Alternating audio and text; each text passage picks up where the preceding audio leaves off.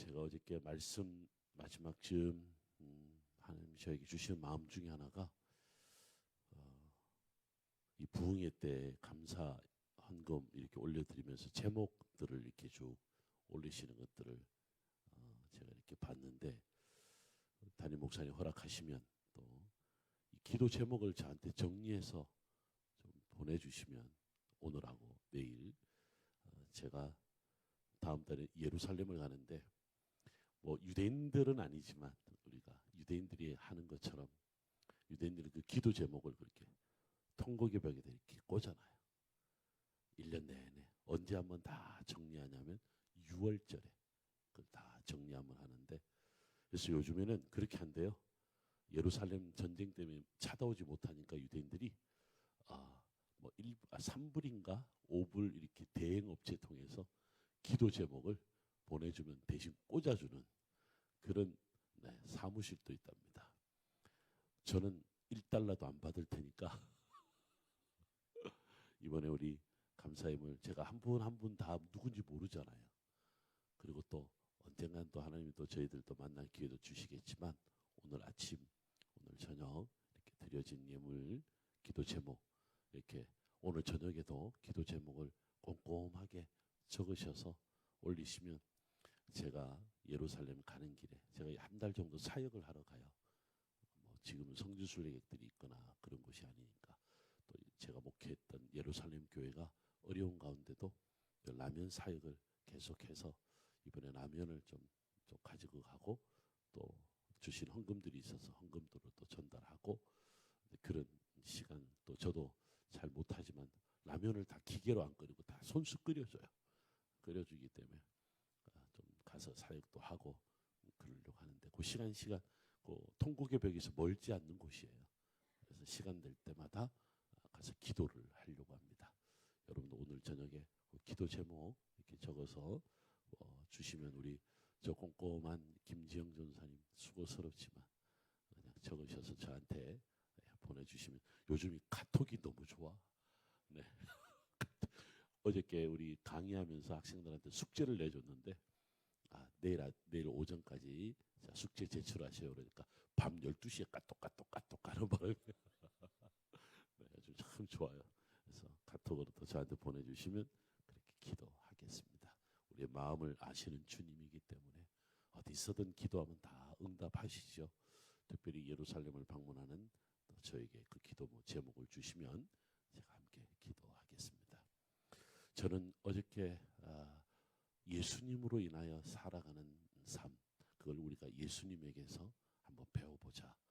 또 그분이 도대체 어떻게 살아내셨는가, 좀 다른 접근을 해봤죠. 다 알고 계시는 내용이지만 메시아로 오셨으면 누구보다도 자신을 드러낼 만하고, 또 내가 이 정도 능력을 가지고 있다라고 하는 사실을 모든 사람들에게 알려주고 싶은 그런 유대인들의 메시아 신앙이 있는데, 이분은 사람이 나중엔 사람들 속으로 가지만 먼저 했던 것이 뭐냐면 하나님과 하나님의 아들, 그리고 이 땅에 하나님으로 오신 성육신하신 당신 스스로가 광야의 삶을 살아내신 거죠. 근데 가만히 예수님이 일생을 돌아보면 광야 이전에 애굽을 어린 시절에 가셨던 적이 있잖아요. 그래서 애굽에 가셨던 그 길을 저도 이제 가봤습니다만, 아브라함이 역시 또 그 길을 갔더라고요. 모세도 그 길을 갔고, 그렇죠? 물론 애굽까지 갔다는 기록은 없지만 다윗이 10수년 동안 광야 생활할 때 또 역시 바란 광야, 출애굽 경로 40년 동안 있었던 그곳을 또 다윗도 갔었더라고요. 바울도 아라비아에서 3년을 보냈다라고 갈라디아서 1장 2장에서 이야기하는데, 그 아라비아라고 하는 지역이 구약 성경에는 아라바라고 하는 곳이고, 아라바나 아라비아는 광야, 척박한 땅이라는 말이에요. 그 말이 오늘날 사우디 아라비아 할 때 아라비아가 된 거거든요. 그래서 아라비아는 다른 뜻이 아니고요, 광야인데 출애굽 사건에 이스라엘 백성들이 왜 왕의 대려로 가지 못하게 하니까 둘러 행했다. 에돔 왕이 못 가게 했잖아요.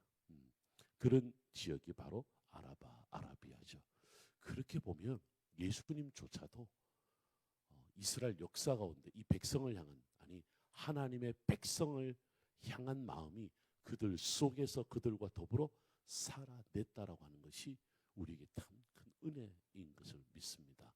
그래서 광야가 뭔지, 광야에서 받는 시험이 뭔지, 그 시험의 종류도 3번의 시험을 받으면서 물질이라든가 권력이라든가 사람들의 명성을 얻는 그런 유혹을 예수님도 다 당해 보시잖아요.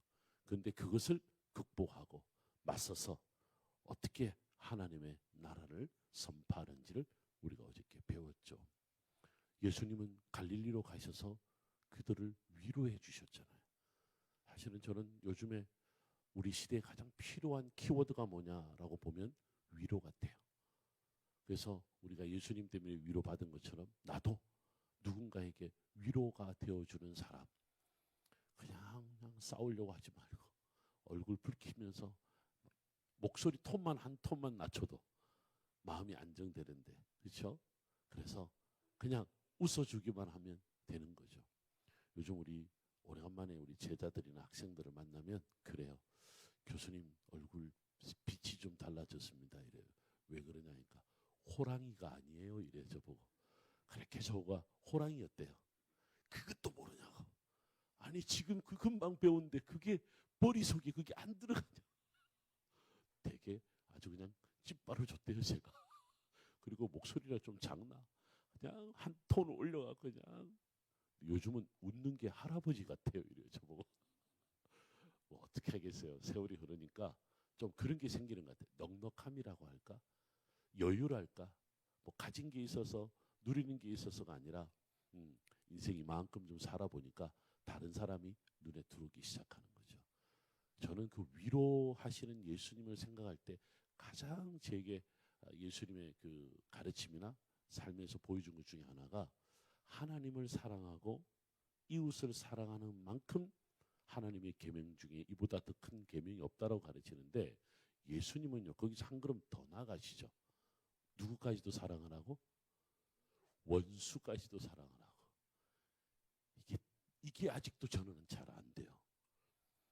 나이가 한 10년 더 먹으면 괜찮을까? 한 70쯤 되면 어때요 선배님들? 70쯤 되면 왼수는 사랑하게 되든가요? 아니면 더 왼수 삼게 되든가요? 왜 그러냐면 이 원수가 뭔가를 보니까 이런 거더라고요. 유대인들은 이웃이 누구냐면 여러분들이 이웃이 아니고 유대인들에게 이웃이란 자기가 두 팔을 벌려서 그 반경내에 있는 사람이 이웃인 거라. 그 넘어서면 이웃이 아니에요. 그러니까 하나님 사랑, 이웃 사랑, 원수 사랑 왜 예수님이 이렇게 이야기했나 보니까 하나님 사랑이 넘치면 이웃을 사랑하게 되는 거죠. 이웃을 사랑하고 하나님 사랑하는 법은 없어요. 성경은. 하나님 사랑을 발견하면 이웃을 사랑하게 되는 거죠. 근데 그 사랑이 넘쳐나면 여러분들 유대인들이 여기까지만 이웃이라고 그랬잖아요. 이 사랑의 반경이 넓어져요. 조금씩.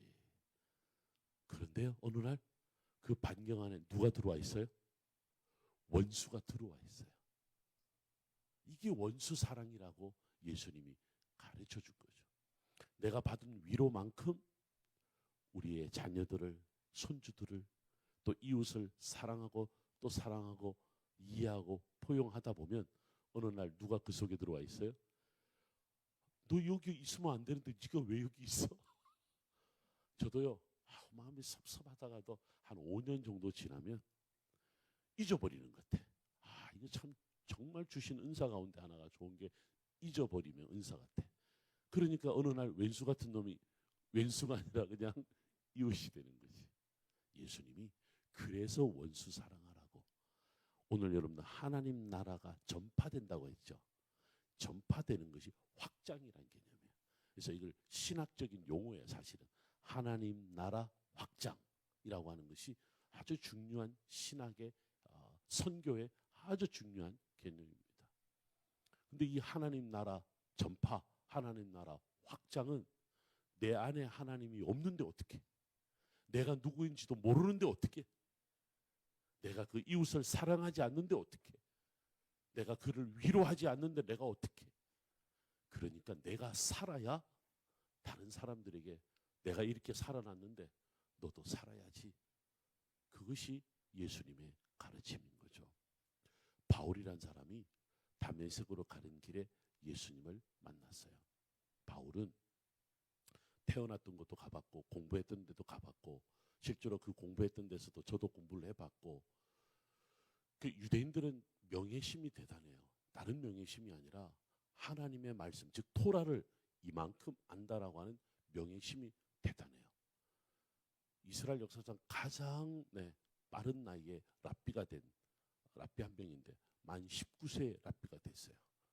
이스라엘에서의 랍비는 정말 어려운 모든 과정을 거쳐서 랍비가 되는데 좀 더 쉽게 말하면 어제 새벽에 말씀드렸던 거 왜 유대인들은 세 가지를 잘 한다 그랬죠. 생애 주기에서 성경과 관련돼 있다 그랬죠. 첫 번째 뭘 잘한다? 뭘 해야 한다? 성경을 읽는다. 두 번째로 뭐 한다 그랬어요? 어이구 감사해라. 그걸 다 기억해주고 이 하루가 지났는데 어떻게 그걸 기억한대? 해석한다. 무시하는 게 아니라요. 금방 가르친 어젯밤에 가르친 학생이 오늘 어저께 숙제가 뭐였어요? 이래요. 화가 나요 안 나요? 그리고 세 번째 뭐였다? 깨닫게 한다. 이 깨닫게 한다는 과정을 아주 어렵게 해서 최종의 랍비가 되는데 19살의 랍비가 되는 건요. 이 사람은 인격적으로도 성숙한 단계에 이르러야 되는데 너무 똑똑하니까 19살의 랍비 과정을 다 맞춰버리는 거예요. 안 줄 수가 없는 거예요. 인격을 체크하기도 전에. 근데 걔가 한 달 만에 수갑을 차고 구치소에 들어갔네. 왠지 아세요? 이스라엘 사건 아주 뒤집어졌어요. 토라를 공부하는데 19살인데 벌써 결혼했어요. 우리나라로 말하면 지금 이제 19살 우리도 이제 뭐 만으로 계산하는 시대가 됐으니까 19살인데 벌써 결혼을 했어요.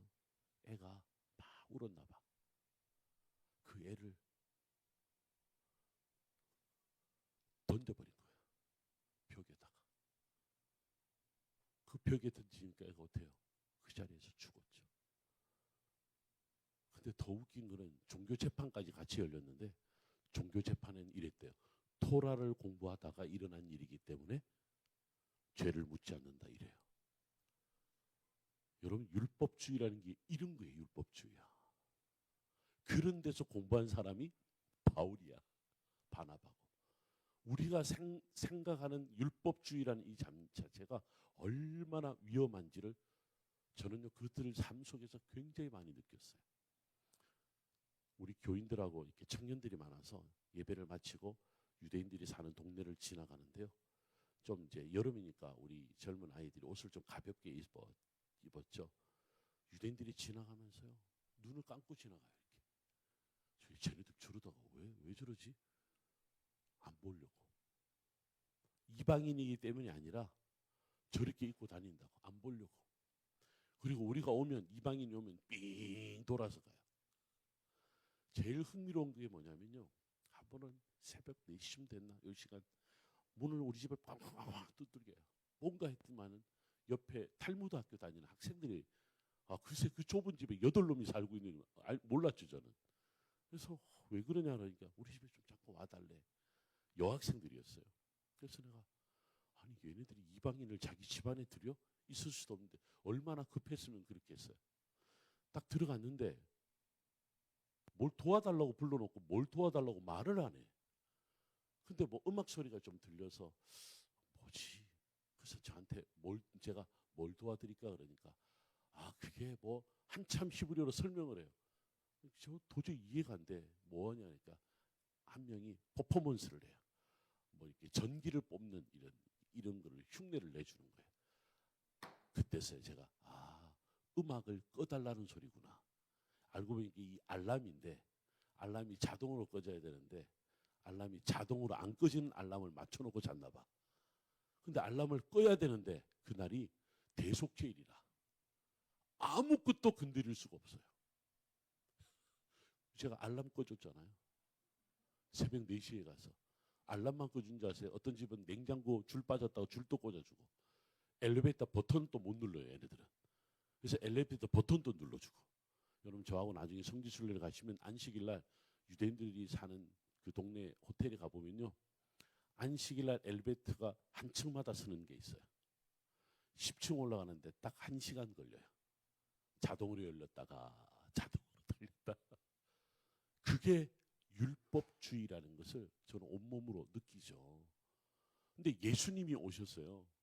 너희는 이렇게 들었으나 나는 너희에게 이렇게 말하노니. 하나님 나라 선포하면서 마태복음 5장, 어제 우리 읽었던 4장 다음에 5장, 6장, 7장이 산상설교인데, 너희는 이렇게 들었으나 나는 너희에게 이렇게 하니. 예수님 율법을 완전히 새롭게 하셨던 거죠. 안식일의 주인이 누구냐? 사람이다. 사람이 그냥 사람이 아니라 하나님의 백성인데, 죽어가는데 시신도 못 만지게 하고 병자들 아프다고 안식일날 그 피도 못 보게 하고 못 만지게 하고. 예수님 어떻게 하셨어요? 안식일날 그냥 밀을 따서 먹였잖아요. 그게 예수님이셨거든요. 바울 같은 사람은 도저히 이해할 수 없었는데 다메섹으로 그 왜 갔는지도 잘 아시잖아요. 그 가는 길에 예수님을 환상 가운데 만나요.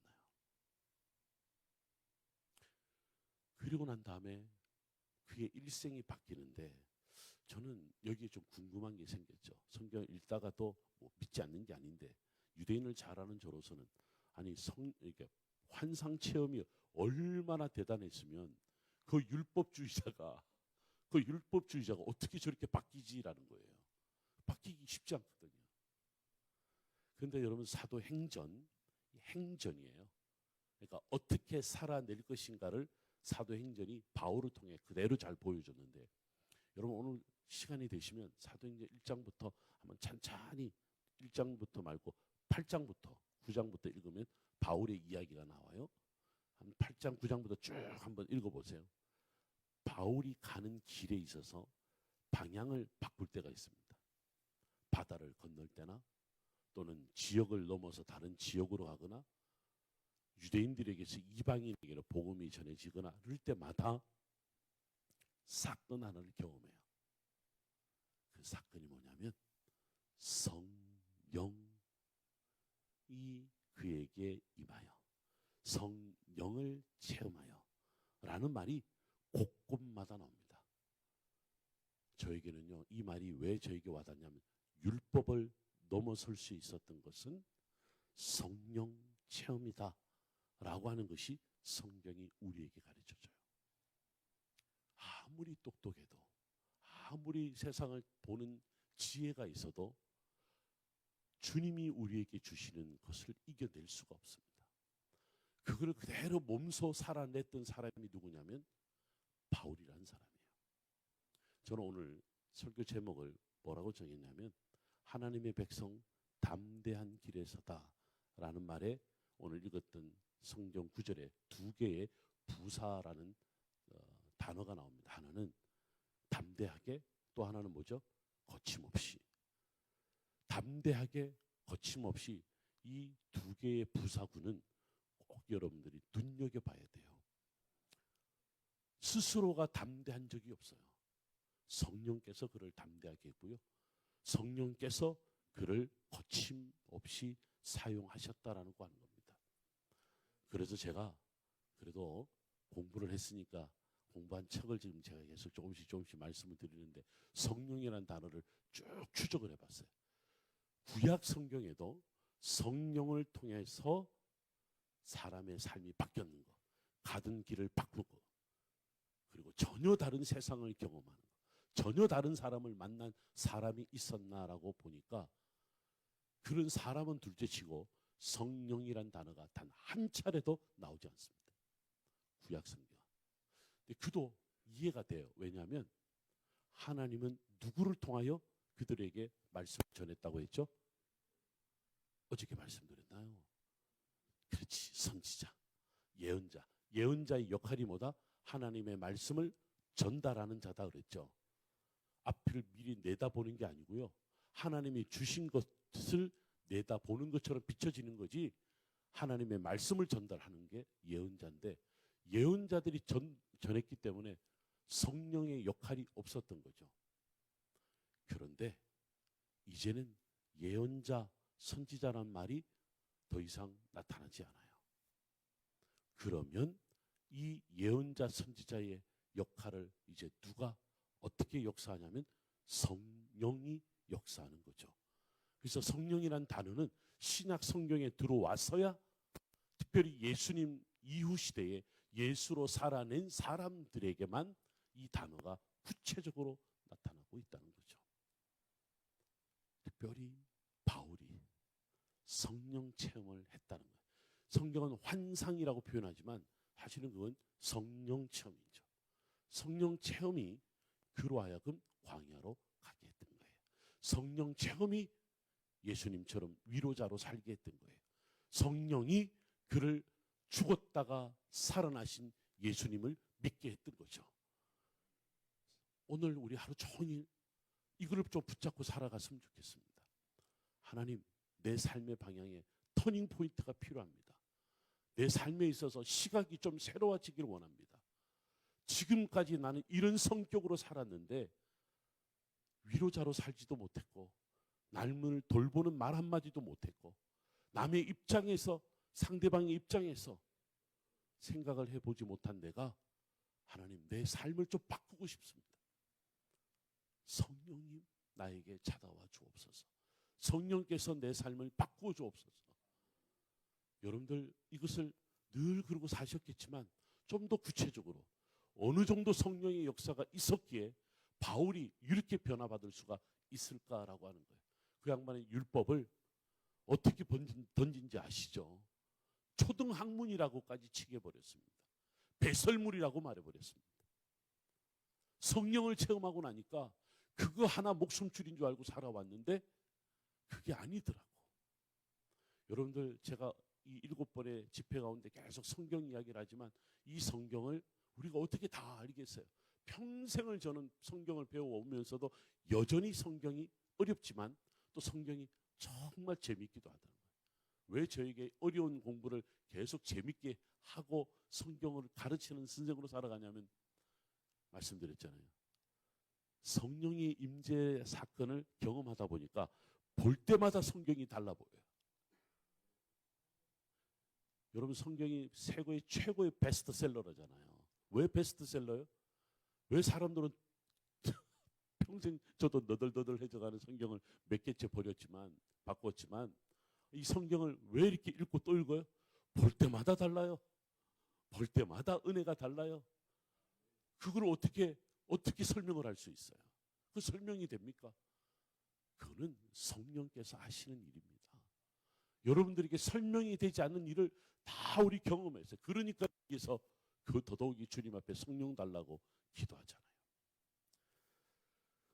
바울이란 사람의 이 성령을 통한 어떻게 삶이 바뀌게 됐는가를 한두 가지만 여러분들하고 나누려고 하는데요.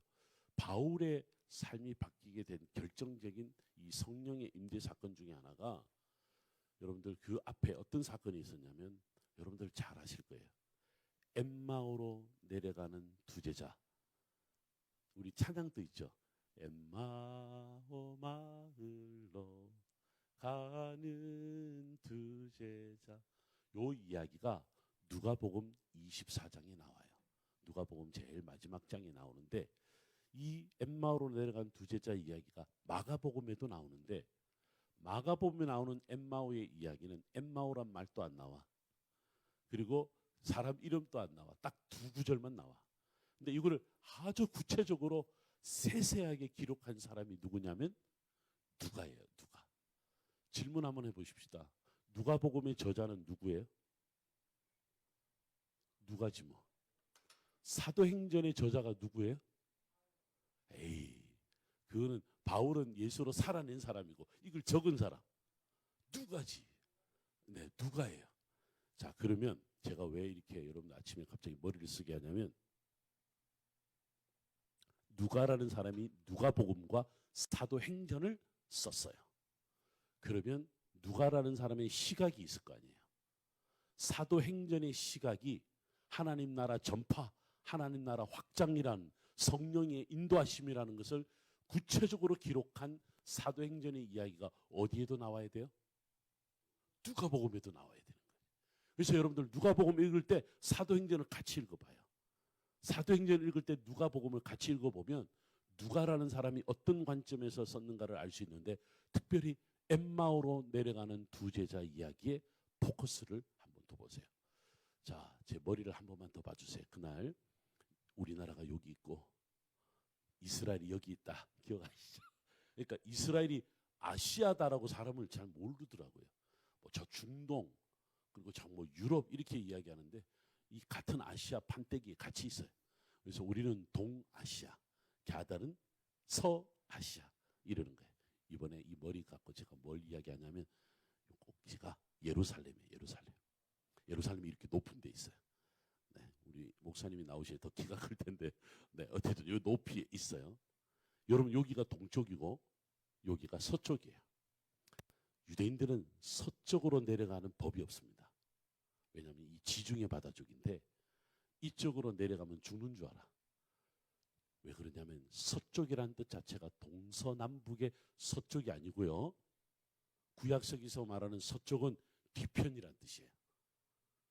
그래서 누가 뒤로 가는 걸 좋아하겠어요? 누가 뒤를 보는 걸 좋아하겠어요? 오죽하면 예루살렘에 성의 동쪽에 골짜기가 하나 있고 서쪽에 골짜기가 있는데, 동쪽의 골짜기는 기드론 골짜기, 기드론 시내가, 서쪽에 있는 걸 흰놈의 아들 골짜기, 까만 놈 말고 흰놈의 아들 골짜기인데, 예수님이 거기를 뭐라고 불렀냐면 게헨나. 게헨나가 지옥이란 뜻이잖아요. 그러니까 서쪽은 온통, 네. 그래서 여러분 골고다 언덕조차도 서쪽에 있어요. 여러분들 기억하시죠? 서쪽 하늘 붉은 노을. 옛날 우리 복음성가 중에 서쪽 하늘 붉은 노을, 골고다 언덕이 서쪽에 있어요. 유대인들은 서쪽을 안 봐, 뒤. 그러면 동쪽으로 대부분 다 이 사람들은 봐요. 동쪽이 무슨 뜻일까 그러면? 서쪽이 뒤면 동쪽은 앞이지 뭐. 여러분 사람들이 감남산 이야기하는데요. 감남산이 왜 중요하냐면 예루살렘 성전에서 동쪽이 있으니까. 다른 이유가 아니에요. 동쪽이 있으니까 그런 거예요. 그래서 유대인들은 항상 이쪽으로 내려가는 것보다 이쪽으로 내려가요. 이렇게 내려가면 쑥 내려오잖아요. 여기가 여리고예요. 지구상에서 가장 낮은 도시, 마이너스 350m에 있는 도시 여리고예요. 사해 바다가 여기 있으니까 여리고가 바로 그 옆에 있거든요. 엠마오가 어디냐면 여기 있어요. 여러분들 이게 감이 와야 돼. 성령이 임재하는 느낌 있는 분들은 이걸 지금 벌써 깨달았을 거예요. 놀랍게도 누가는 지금까지 이스라엘 사람들이 지향했던 동쪽이 아니라 엠마오로 내려가는 두 제자에게 나타나신 예수님 이야기를 하고 있는 거예요. 이거는 거길 가보지 않으면 결코 알 수 없는 이야기 중에 하나입니다. 제가요 예루살렘 목회할 때 우리 교인들을 데리고 한 달에 한 번씩 성지순례를 다녔어요. 그래서 우리 청년들에게 좀 나이 다신 분들은 쉽지 않지만 차를 타고 따라오세요. 그러고 우리는 걸어서가 어디를 가냐면 예루살렘에서 서쪽으로 엠마오로 내려가는 그 길을 따라 엠마오에 12시간 만에 도착을 했어요. 근데 우리가 다 놀랬던 게 뭐냐면 엠마오에 도착하니까 엠마오가 길의 끝이 아니더라고. 거기는 중간 기착점이었어요. 어디로 가는 길이냐면 가이사랴로 가는 길이었어요. 여러분 감이 오시나요? 사도행전 곳곳에 8장, 9장 그리고 제일 마지막에 보면 베드로가, 빌립이, 바울이 예루살렘에 있다가 예를 들면 아스돗을 갔다가 요빠를 거쳐서 최종적으로 다 어디로 가냐면 가이사랴로 가요. 가이사랴는 하나만 잘 기억하세요. 로마로 가는 동방의 관문이었습니다. 그러면 엠마오로 내려가는 두 제자 이야기는 누가복음의 누가, 이 사람이 사도행전을 기록하면서 바울이 1차, 2차, 3차 전도를 다 마치고 예루살렘에 오잖아요. 예루살렘에서 로마로 갈 때 압송돼서 갑니다. 그 길이 바로 엠마오로 내려가는 길을 따라서 가이사랴로 가고 가이사랴에서 2년을 머물다가 오늘 성경 앞에 읽어보면 나 최종적으로 어디를 가요? 로마로 간 거예요. 오늘 지금 우리 읽었던 본문이 어디서 일어난 사건이에요? 로마에서 일어난 사건이에요. 제가 길을 전혀 모르는 여러분들에게 성경의 땅을 한 번도 가보지 못한 분들도 계시는데 이분들에게 제가 그 지리를 끄집어 내려온 것은 뭐냐면 성령의 임재는 방향을 바꿔버려요. 민족이 전부 다 메시아가 오실 동쪽만 바라봤는데 성전조차도 그 문이 동쪽으로 나 있는데 서쪽은 쳐다보지도 않았는데 성령이 임재하니까 예수로 살아내며 하나님 나라를 전파하는 사람들은 동쪽이 뭐가 중요해? 뭘 방향을 완전히 바꿔버리는 거예요. 그래서 여러분들 지중해 선교가 시작된 거예요. 그래서 바울이 1차, 2차, 3차 전도여행을 통해서 어디까지 가요? 로마까지 가게 됐던 거죠. 구약 성경의 역사는 동쪽이었다면 신약 성경의 역사는 다 방향이 바뀌어버려요. 이 서쪽으로 바뀌어버리는 이 이해를 우리에게 주고자 누가가 엠마오로 내려가는 두 제자 이야기를 아주 자세하게 누가복음에 넣어놨던 거죠. 그럼 여기서 우리에게 질문이 당연히 하나 있어야 합니다. 나는 예수님 믿고 난 다음에 내 삶의 방향을 바꿔본 적이 있나? 예수님 때문에 이것으로 결정해야 되고 이 방향으로 가야 되는데 이 방향을 다 내려놓고 이쪽 방향으로 내가 결정한 적이 있느냐? 이게 여러분들 한번 곰곰이 여러분들 고백하셔야 돼요. 인생에 지금 와서 내 방향 바꾸면 죽는데 무슨 소리? 여러분 생명을 누가 주셨어요? 하나님이 주셨잖아요. 그 우리 믿음이잖아요. 생명을 나중에 누가 걷어가세요? 하나님이시죠. 때가 되면 하나님 걷어가세요. 그 내가 힘이 없고 나는 못해. 무슨 소리? 제가 첫날 여러분들 강력하게 우리가 나눴던 것은 부모 세대의 신앙 고백이 다음 세대를 살릴 수 있다. 우리 시니어들이 어떻게 살아내느냐를 우리 자녀들이 보고 있다. 기억하시죠? 우리는요 마지막 순간이 가지 숨이 헐떡헐떡 할 때까지 내가 뭘 할 수 있느냐가 아니라 하나님 나에게 말씀하여 주옵소서. 내가 이 순간에도 방향을 바꾸겠습니다. 이게 담대함이에요. 이게 거침없는 거예요. 뭐가 담대하고 거침? 마동석 얼굴 정도가 돼야 담대하게 거침없이 뭐 이러고 살아가나?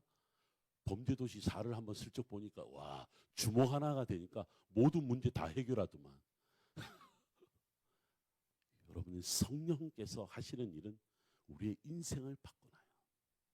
여러분들 제가 제일 좋아하는 터키 땅에서 제일 좋아하는 데가 어디냐면 비시디아 안디옥이라고 하는 곳이에요.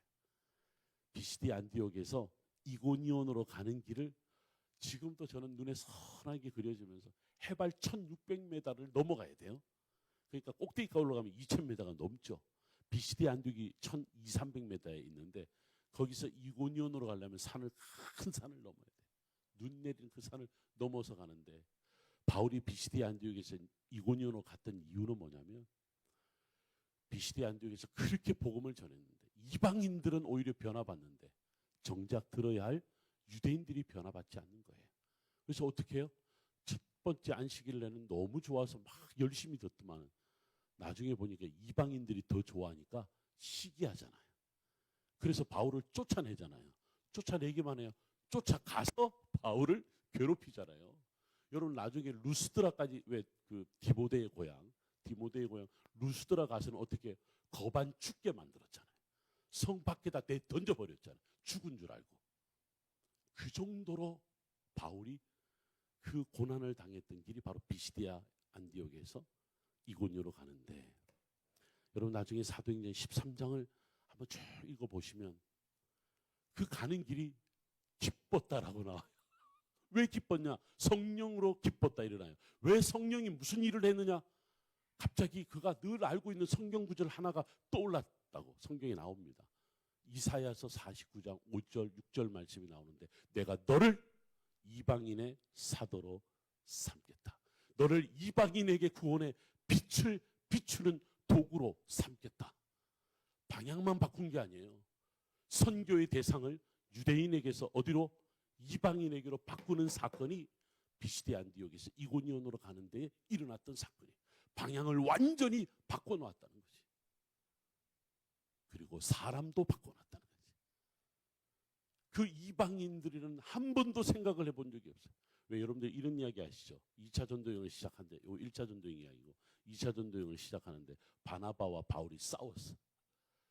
선교는 싸움에서 시작하나 봐. 싸워서 바나바는 구브로로 가고, 그렇죠? 2차 전도여행이 시작하나. 그래서 구브로로 갔던 바나바는 조카 생질이라고 성경에 나와요. 누구를 데리고 가요? 마가를 데리고 가잖아요. 마가. 야가 사도 마가예요. 마가복음의 저자 마가예요. 이 사람이. 근데 이 마가 때문에 싸웠다라고 성경에 나오잖아요. 마가 왜 무슨 일을 벌였어요? 마가가? 여러분들 마가가 원래 처음 출발해서 갈 때 드디어 버가에 도착했는데 버가에서 그냥 돌아가 버렸어요. 그래서 성지순례를 가보면 버가에 딱 도착하면 3,000m의 산이 하나 있어. 그 산을 넘어서야 돼.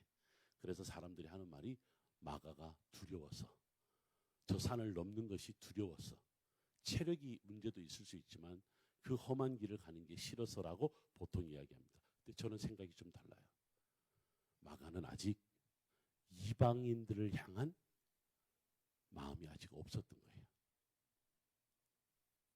근데 여러분 나중에 로마서를 읽어보면 마가를 바울은 나의 동력자라고 말해요. 함께 갇혀있다라고 말해요. 옥중서신을 편지를 쓰면서. 바울도 참 대단한 사람이지. 이 왼수 같은 놈, 이놈을 옆에서 계속 같이 살아내고 같이 사역하니까 얼마나 이뻤겠어요. 그러니까 나의 동력자. 하니까 위대한 성경 우리에게 마가복음을 남겨뒀죠. 이 사람이 이때까지만 해도 이방인의 마음이 전혀 없었던 거죠.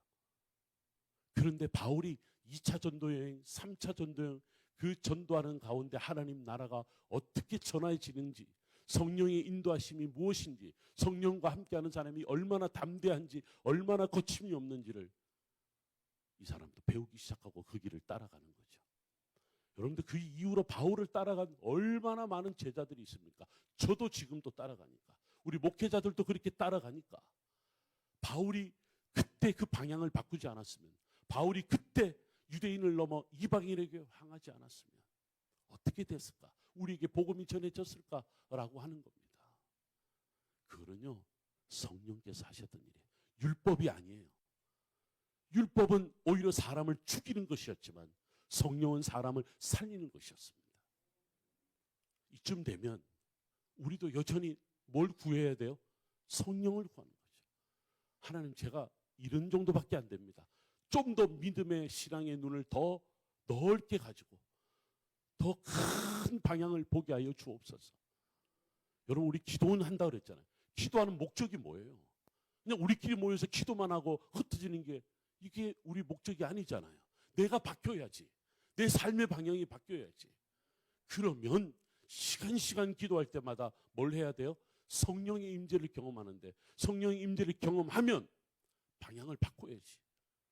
이 사람만 만날 게 아니라 이 사람도 만나야지. 뭔들 못하겠어요. 이게 담대함이고 거침없다는 삶이에요. 한 가지만 더 이야기할게요. 바울이 1차 전도여행을 마치고 난 다음에 2차 전도여행, 어제도 제가 잠깐 보여드렸습니다만, 이게요, 바다를 하나 건너갑니다. 바다를 하나 건너갑니다. 근데 이 바다는, 여러분 혹시 에게 바다 아세요? 에게 바다 아세요? 에게 유명하죠? 여러분들 제 얼굴이 바다라고 보시면 여기가 터키고 여기가 그리스예요. 이 바다가 사이에 두고 이쪽이 나눠지지. 여러분들 로마 시대 때부터 옆 바다 에게를 중심으로 이쪽을 라틴어로 오리엔트라고 부르기 시작했어요. 여기를 옥시덴트라고 부르기 시작했어요. 이 말은 우리말로 이 바다를 중심으로 이쪽을 동양이라고 불렀어요. 그럼 이쪽은 뭐라고 불렀을까? 서양 이렇게 어유 똑똑하셔. 바로 하시네. 이 어려운 이야기는 이 바다. 근데 이 바다가 참 많은 전쟁이 있어요. 세계 최초로 이 바다를 두고 저 동방에서 온 사람하고 저 서쪽에 온 사람이 이 바다를 두고 싸웠어요. 그게 바로 페르시아와 그리스 간의 전쟁이에요. 여러분, 이 첫 번째 일어난 전쟁이 바로 그리스 아테네 옆에 가면 마라톤이라는 지역이 있어요. 마라톤이 시금치란 미나리라는 뜻이에요. 미나리. 미나리가 자니까 얼마나 습한 곳이에요. 그렇죠? 그 지역이 이름이 마라톤이에요. 그 마라톤에서 결코 이길 수 없던 아테네 사람들이 누구를 이겼냐면요. 여러분 고레스의 아들 다리오, 성경에 다리오 나오죠. 다리오 1세를 이겼어요. 웃자다가. 이 기쁜 소식을 너무너무 좋아서 마라톤에서 아테네까지 뛰어가서 알려줬어요. 이게 42.195km. 그래서 마라톤이 생겼어요. 혹시 영화 중에 300이라는 영화 본 적 있으세요? 역시 말씀과 기도에 전념하시는 여러분들은 이걸 안 보시는군요. 근데 이거는 역사적 배경에 너무너무 중요한 멋진 남자가 나와요. 레오니다스라는 스파르타의 왕이. 정말 그 몸매 대단해요. 그 몸매를 동상으로 지금도 만들어놨어요. 그리스에 가면. 그러면서 하는 말이 뭔지 아세요? 가이드들이 여러분들 저 몸매 멋지죠? 저게 60살 때의 몸매랍니다. 이래요. 아이고 내 배를 보는 순간 나도 그 60인데 보니까 전혀 다른 그 페르시아와의 전쟁이 그리스와의 전쟁이 세계 역사에서 동양과 서양이 처음으로 싸운 이야기. 그때부터 그리스 신화 이야기가 그리스 철학 이야기가 다 거기서부터 나온다는 사실이에요. 근데 제가 왜 이야기를 하냐면 이때 일어난 전쟁은 이 바다를 건너 왔다 갔다 하는 유명한 사람들이 이때부터 그 이후로 등장합니다. 알렉산더 대왕이 넘어가고 콘스탄티누스 황제가 넘어가고 다 넘어갑니다. 오늘날에도 넘어오고. 그런데 이 바다를 건널 때는 전쟁을 통해서만 건넜어요. 엄청난 병력 15만 명, 수만 명을 데리고 바다를 건너고 엄청난 무장으로 넘어갔는데 세계를 정복하지 못했습니다. 그래서 이 바다를 건너갈 때는 대단한 결단이 필요했던 거죠. 그런데 이 바다를 딸랑 성경책 하나 들고 간 사람이 있어요. 그게 바로 바울입니다. 여러분 잘 보세요. 바울이 사도행전 16장을 쭉 읽어보면 바울이 원래 어디로 가려고 그랬냐면 비두니아로 가려고 그랬어요. 비두니아가 북쪽으로 가면 흑해예요. 흑해면 거기가 러시아 쪽 가는 길이죠. 가려고 했는데 하나님이 예수의 영이 나타나서 방향을 바꿔버리죠. 성경이 나오잖아요. 어디로 가냐면 부르기아를 지나 무시아에 이르게 하고 무시아에서 어디에 가냐면 드루아로 가는데 드루아에 도착할 때쯤 환상이 임해요. 똑같이 어디서 경험했던 것처럼 다메섹에서 경험했던 것처럼. 그래서 뭐라고 하냐면 바다를 건너 오라라고 해요. 바다를 건너 오라라고. 근데 그 바다를 건너가는 건요. 그 역사의 배경을 보면 건너가기가 쉽지 않는 곳이에요. 바다 저 넘으면 바로인데요. 그 건너가는 것이 역사적으로 굉장한 사건이 있는 그런 곳인데 성령이 그를 넘어가게 합니다.